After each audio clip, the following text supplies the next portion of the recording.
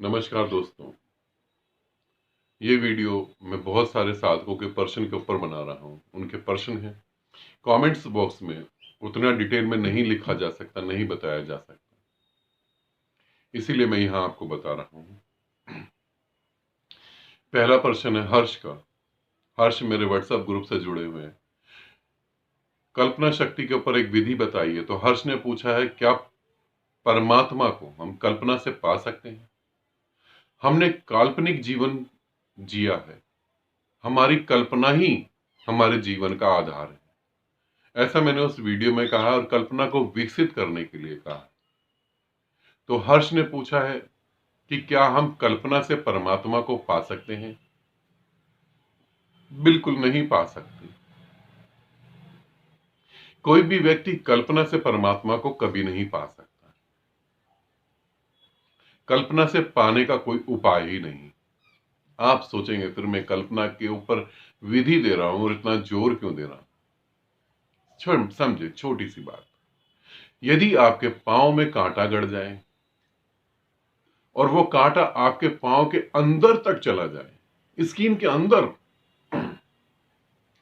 तब आप क्या समझते हैं उस कांटे को निकालने का क्या उपाय होगा?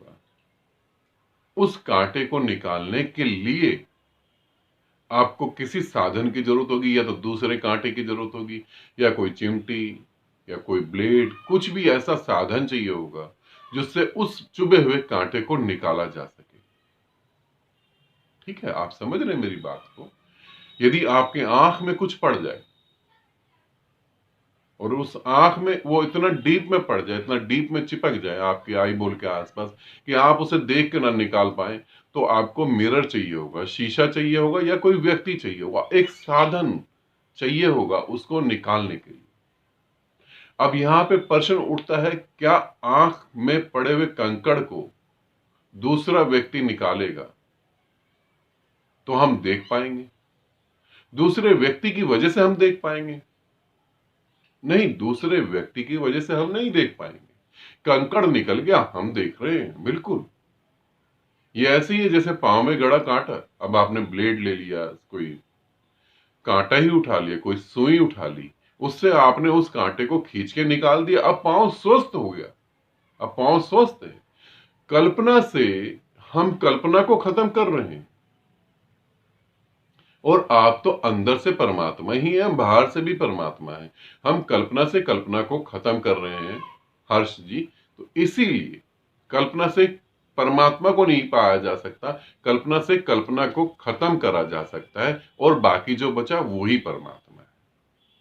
बहुत बहुत प्रेम आपको, आनंदित रहें, खुश रहें। और एक दूसरा प्रश्न है, मेरे एक मित्र ने पूछा है कि जब मैं ध्यान करता हूं तो मेरी गर्दन कई बार पीछे चली जाती है और कई बार आगे चली जाती है। गर्दन जो है हमारी कंधे के ऊपर है, गर्दन का सारा भार हमारे कंधे पे, और कंधे पे क्यों टिकी हुई है? क्योंकि रीढ़ की हड्डी से जब ऊर्जा हृदय पे होती है, नाभि पे होती है, ऊर्जा इधर उधर घूमती रहती है, दिमाग में होती है। ऊर्जा बहुत ज्यादा होगा तो दिमाग में चली जाएगी, सर में चली जाएगी। तो कैसे बैलेंस बनाया जाए, उसलिए गर्दन बिल्कुल सीधी रहती है। जब हम ध्यान करते हैं, जब हम ध्यान करते हैं तो ऊर्जा हमारे शरीर से बाहर एक अलग अनंत की यात्रा पे निकलती है। हमारा सूक्ष्म शरीर शरीर से बाहर निकलने लगता है। आप शायद सूक्ष्म शरीर का मतलब समझते होंगे। मृत्यु के बाद जो शरीर यात्रा करता है उसे कहते हैं सूक्ष्म शरीर। तो जब ध्यान की आप गहराई में उतरेंगे, अब ये ना सोचें आप कि मैं अभी ध्यान करने बैठूं तो अभी घटने लगा, ये कभी भी घट सकता है। तो गर्दन कई बार आपकी आगे झुक जाएगी और ऐसे लगेगा गर्दन है ही नहीं, और कई बार गर्दन पीछे झुक जाएगी। तो जो ये हो रहा है आपके साथ बहुत ही शुभ हो रहा है, बहुत ही अच्छा हो रहा है। धन्यवाद दें परमात्मा को, धन्यवाद दें अपने आप को, धन्यवाद दें अपने माता पिता को, और बहुत प्रेम से, बहुत अच्छे तरीके से ध्यान में डूबे। बहुत अच्छी स्थिति है, ये स्थिति बहुत कम लोगों की आती है। कुछ धर्म तो इसको ये कहते हैं कि आत्मा ऊपर चढ़ गई। तो बहुत बहुत प्रेम आपको भी, आनंदित रहें, खुश रहें। इसी में एक प्रश्न पूछा है एक सज्जन ने। उन्होंने बोला है कि मैंने बोला जो मैं विधि करा रहा हूं, ये मैं तुम्हें एक ऐसी विधि दे रहा हूं जो शास्त्रों में नहीं लिखी हुई, जो किताबों में नहीं लिखी हुई। तो उन्होंने मेरे को कमेंट्स करा है कि मैं कमेंट्स कर रहा हूं और ये शायद आपको अच्छा ना लगे। महादेव ने ये विधि सनातन धर्म को दी है।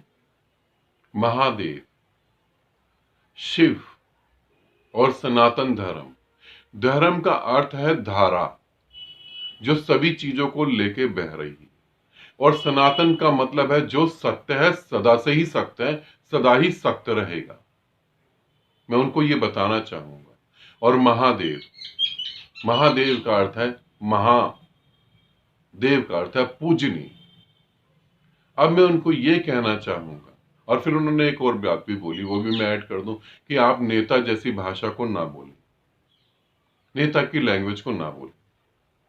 नेताओं से तो मुझे भी बहुत चिढ़ है। अब मैं एक एक चीज को लेके क्लियर करता हूं। महादेव कोई व्यक्ति विशेष नहीं है, आपको कहानियों में समझा दिया गया। महादेव का सिर्फ उतना सा अस्तित्व नहीं है जो आपने कहानियों में समझा। मैं भी महादेव को जी रहा हूं इस पल में, मैं भी शिव के ही साथ इस पल में जी रहा हूं। तो शिव का इतना अस्तित्व नहीं है, महादेव का इतना सा अस्तित्व नहीं है।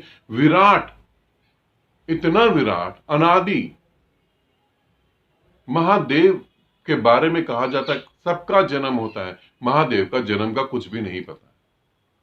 और जिन्होंने खोज निकाला कि महादेव का जन्म ऐसा हुआ, वो शायद बात को समझे ही नहीं। महादेव का कोई जन्म नहीं, महादेव की कोई मृत्यु नहीं, वो अनादि है। तो उसका बहुत विराट रूप है। अब आप सोचे सनातन धर्म, सनातन धर्म का अर्थ है जो सभी में फैला हुआ, ऐसी धारा सभी में फैली हुई। हिंदू, मुस्लिम, सिख, ईसाई, ये महादेव ने नहीं बनाए, ये हम लोगों की पैदा करी हुई चीजें हैं, ये उन्होंने नहीं बनाई। और दूसरी बात, मेरे दोस्त, मैं तुम्हें यह कहना चाहूंगा, यदि मैं भीतर से चोर हूं तो बाहर वाले को देखते ही मुझे पहला यह ख्याल आएगा कहीं ये मेरा सामान ना चोरी कर ले। यदि मैं क्रोधित हूं तो बाहर सड़क पे चलते हुए कभी मैं सोचूंगा कि अगर किसी ने मुझे ये बदतमीजी करी तो मैं उसे ऐसा जवाब दूंगा। भीतर जो है तुम वैसा ही सोचोगे। तो तुम्हारे को ये कैसे ख्याल आया कि मैं नेता की भाषा बोल रहा हूं? जरूर भीतर बैठे हुए नेता को मेरी भाषा से चोट लग गई होगी। तो अपने नेता को संभाले। मैं नेता की भाषा नहीं बोल रहा, और मैं तो भाषा ही महादेव की बोल रहा हूं, वो बुलवा रहा है मुझसे, मैं बोल रहा हूं। यदि तुम्हें कंप्लेंट है तो महादेव से करो, मुझसे नहीं करो। मैं तो उसके डमरू की आवाज हूं बस, और कुछ भी नहीं हूं। तो जो भी कंप्लेंट हो प्लीज डायरेक्ट महादेव से बात करो। मैं तो बेकसूर, मैं तो उसके माध्यम हूं, वो तो बह रहा है। और अपने नेता को संभालो, थोड़ा सा बहक बहक जाता है वो। मेरी बात का बुरा नहीं मानना, उसको सोचना, समझना, विचार करना। बहुत बहुत प्रेम आपको, आनंदित रहें, खुश रहें। एक मित्र का और प्रश्न है थर्ड आई को लेकर। उन्होंने बोला कि थर्ड आई के ऊपर मैं ध्यान करता हूं तो मुझे रोशनी दिखाई देती है, क्या मेरी थर्ड आई कभी खुलेगी या नहीं खुलेगी? मैं इसको लेके बहुत तनाव में हूं, बहुत टेंशन में हूं। मैं अपने प्यारे दोस्त को यह कहना चाहूंगा, कभी नहीं खुलेगी। लाखों जन्म लो तो भी नहीं खुलेगी। तनाव के कारण नहीं खुलेगी। खुल रही है, उसको एंजॉय करो। यदि आपकी दोनों आंख बंद है और आप प्रकाश को देख रहे हो, सबसे पहले थर्ड आई को जो दिखाई देता है, वो दिखाई देता है हमारे दिमाग से निकलती हुई अल्फा तरंगे। एक सूक्ष्म तरंग होती है, उसे हम प्रकाश कहते हैं। तो यदि थर्ड आई नहीं खुली होती तो प्रकाश नहीं दिखाई देता। थर्ड आई खुल रही है। तनाव इस बात का है कि खुलेगी नहीं खुलेगी, बिल्कुल खुलेगी, खुल रही है, मगर तनाव के कारण कभी नहीं खुलेगी। तनाव उसको बंद करने का उपाय है। खुश रहना, आनंदित रहना और हर चीज का मजा लेना, यह उसको खोलने में मदद करेगा। तो आप तनाव को लेके चलेंगे तो एक हाथ से आप दीवार पे ईंट रख रहे हैं दीवार बनाने के लिए, दूसरे हाथ से ईंट को गिरा रहे हैं, वो दीवार कभी नहीं बनेगी। तो मैं ये कहना चाहूंगा, आनंदित रहो, परमात्मा का जरूर आशीर्वाद होगा या उसकी नूर की वर्षा तुम पर हो रही होगी, तभी तुम्हें वो प्रकाश भीतर भी दिखाई दे रहा है। तो इसीलिए तनाव बिल्कुल ना लो, टेंशन बिल्कुल ना हो। इस मार्ग में टेंशन सबसे बड़ी बाधा है, कहीं पहुंचना थोड़ी ना, अरे खुली हुई है वो, बस उसे जानना भर है, उसमें कैसा तनाव।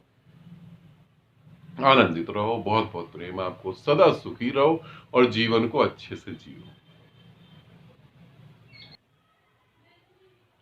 और बहुत सारे लोग कमेंट्स बॉक्स में लिख रहे हैं गुरुदेव, और एक मेरे प्यारे मित्र ने तो ये भी लिखा है कि सदगुरु।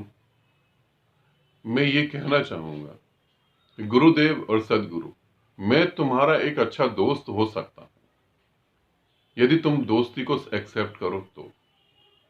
मैं कोई गुरु नहीं हूं और मैं कोई सदगुरु नहीं हूं। मैं तुम्हारे साथ जीवन को तुम्हारे रंग में और अपने रंग में जीना चाहता हूं। मैं चाहता हूं कि हम, ना मैं रहूं ना तुम रहो, सब कुछ मिटे और हम एक होकर जिए जीवन को। तो इसीलिए गुरु की पदवी मुझे नहीं चाहिए, सदगुरु की पदवी भी मुझे नहीं चाहिए। गुरु और सदगुरु की पदवी के कारण बहुत सारे लोग चूक जाते हैं, मैं उस चीज को भी मिटा देना चाहता हूं। हमारे बीच में प्रेम है, मैं प्रेम पूर्वक तुम्हें गले लगा सकता हूं, तुम प्रेम पूर्वक मुझे गले लगा सकते हो, तुम प्रेम पूर्वक मुझे सुन सकते हो, मैं प्रेम पूर्वक तुम्हें सुन सकता हूं।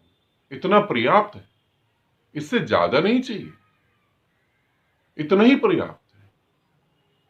और मुझे ये सब नहीं, मेरे ये शब्द ही मुझे नहीं चाहिए, गुरु सदगुरु नहीं नहीं, तुम्हारा प्रेम पर्याप्त है। तुम जब कमेंट्स बॉक्स में कमेंट्स करते हो मैं बहुत आनंदित होता हूं। जब तुम मेरी वीडियो देखते हो और लाइक भी नहीं करते और डिसलाइक भी नहीं करते, देखते और बंद कर देते, तो भी मैं बहुत आनंदित हूं, सच में बहुत आनंदित हूं, क्योंकि मैं तुम तक अपनी आवाज पहुंचा पा रहा हूं, यही बहुत बड़ी बात है।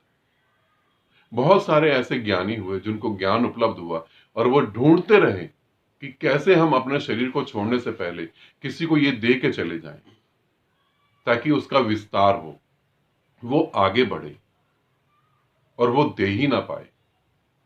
आपको मालूम नहीं होगा, बहुत सारे गुरु, बहुत सारे सदगुरु, बहुत मेहनत करी शिष्य ढूंढने की, कोई ग्रहणशीलता व्यक्ति हो, कोई ग्रहण कर सके मेरे को, किसी का पात्र इतना साफ हो कि मैं उसमें अमृत को रख के यहां से विदा हूं, मगर दुर्भाग्य उनको कुछ ना मिला और वो चले गए। और हिंदुस्तान में बहुत सारे ऐसे लोग पैदा हुए जिन्हें ज्ञान देने के लिए बाहर की कंट्रियों में जाना पड़ा।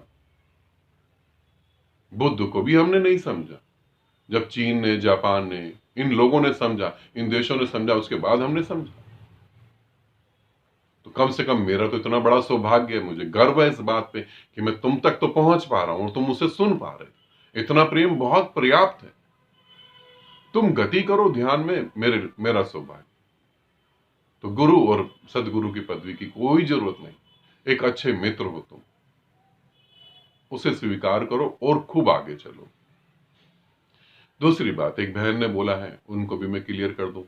उन्होंने बोला है कि आप हम पे परोपकार कर रहे हैं, आप ऐसी ऐसी विधियां दे रही हैं और आप की कृपा की वजह से हम गति कर रहे हैं।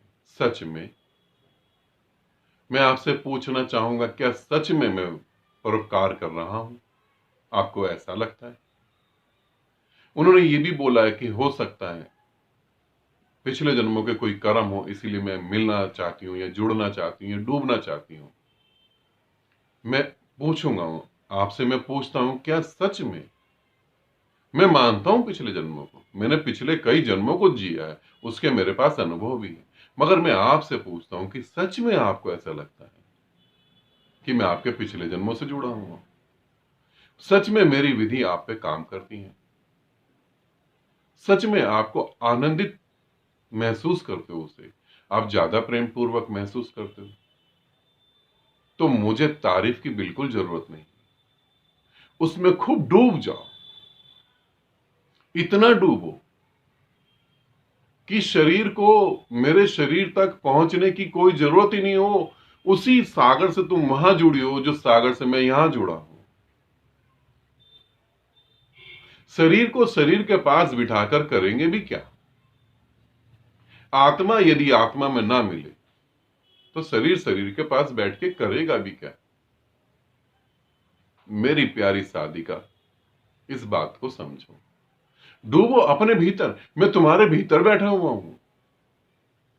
डूबो, खूब डूब सकती हो। और देखोगी, आज ही देखो पूर्णिमा की रात, आंख बंद करके देखो, डूबो अपने अंदर, अपनी नाभि पे देखो, वहीं विराजमान हूं मैं। देखो अपने हृदय में वहीं मैं हूं। तो डूबो जितना डूब सकती हो। मैं छोटी सी एक कहानी सुनाऊं, बहुत छोटी सी, नहीं तो वीडियो बहुत लंबा हो जाएगा। बुद्ध के पास एक राजा आए, बुद्ध से बहुत प्रभावित थे और बुद्ध को बहुत मानते थे, बुद्ध की बहुत तारीफ करते थे। बुद्ध के प्रचार में उन्होंने अपना पूरा राज्य का खजाना, अपना राज्यपाट, सब कुछ गवा दिया। बुद्ध का उन्होंने इतना प्रचार करा, बहुत प्रेम करते थे बुद्ध से। अंततः एक समय आया जब शरीर सभी को छोड़ना पड़ता है, उनको भी छोड़ना पड़ा। बुद्ध भी उन्हें बहुत मानते थे, मगर बुद्ध बार बार कहते थे साधना में डूबो, ध्यान करो। तो वो यही कहते थे, जब तक तुम हो प्रभु, मुझे जरूरत क्या है? मगर मृत्यु ये भाषा को नहीं समझती। फिर समय आया, उन्हें शरीर छोड़ना था, और सौभाग्यवश बुद्ध पास में ही थे, उस गांव से गुजरते थे। तो बुद्ध को संदेशा पहुंचाया कि ऐसी सी बात है, वो राजा शरीर छोड़ रहे हैं और आपको याद कर रहे हैं। तो बुद्ध गए उनके पास। तो वो जब पास में गए तो उनकी आंखों में आंसू थे राजा के। तो बुद्ध ने कहा कि क्या हुआ, आप घबरा क्यों रहे हो? तो उस राजा ने बोला कि बुद्ध, मुझे बहुत डर लग रहा है, मैं घबरा रहा हूं मृत्यु से, मेरा सब कुछ छूट रहा है। तो बुद्ध ने कहा आंख बंद करो और समाधि में चले जाओ। उस राजा ने कहा समाधि तो मुझे पता नहीं। बुद्ध ने कहा क्या तुमने ध्यान नहीं करा? उसने कहा नहीं। बुद्ध ने कहा मैंने तो तुम्हें कई बार कहा ध्यान करो। उसने बुद्ध को कहा कि जब आप हो तो मुझे घबराहट क्यों? बुद्ध ने कहा ये नहीं है, देखो मैं हूं फिर भी तुम्हें घबराहट हो रही है, यही सत्य है। तुमने जाना नहीं अपने भीतर डूबकर उस ज्ञान को। फिर बुद्ध ने कहा आंखें बंद करो, मैं तुम्हारे साथ बैठा हूं, मैं समाधि में डूबता हूं। और बुद्ध समाधिस्थ हुए और थोड़ी देर बाद उसने आंख खोली। उसने कहा नहीं बुद्ध, नहीं तथागत, मुझे घबराहट हो रही है, मैं डर रहा हूं। फिर बुद्ध ने उसके सर पे प्यार से हाथ फेरा और उसकी घबराहट को खत्म करने की कोशिश करी। बुद्ध ने कहा कि गहरी सांसें लो। उसने गहरी सांस ली, बुद्ध के हाथ को महसूस करा और फिर आंख खोली और उसने कहा नहीं बुद्ध, मेरे को घबराहट खत्म नहीं हो रही, मुझे मृत्यु डरा रही। और फिर बुद्ध ने ध्यान में उतरे, फिर समाधिस्थ हुए और फिर उसे प्रेम को करा और प्रेम में उसको वो भी फिर प्रेम के प्रति खुला। और फिर जब उसने महसूस करी बुद्ध की ऊर्जा को और वो ध्यान में उतरा, तब जब उसने आंख खोली और उसने मुस्कुरा के कहा कि बुद्ध, मृत्यु तो कहीं थी ही नहीं, मैं सिर्फ झूठे ख्याल से ही घबरा रहा था। तो मैं यही कहना चाहूंगा, ध्यान में डूबो, समाधि में डूबो। ये एक संयोग था कि बुद्ध वहां थे। सभी के साथ ये संयोग घटे ऐसा नहीं हो सकता। ध्यान में डूबो, प्रेम में डूबो, बहो खूब जितना बह सकते, आनंदित रहो। प्रेम वो जो सभी बंधनों से मुक्त कर दे। आनंदित रहो, खुश रहो। बहुत बहुत प्रेम है।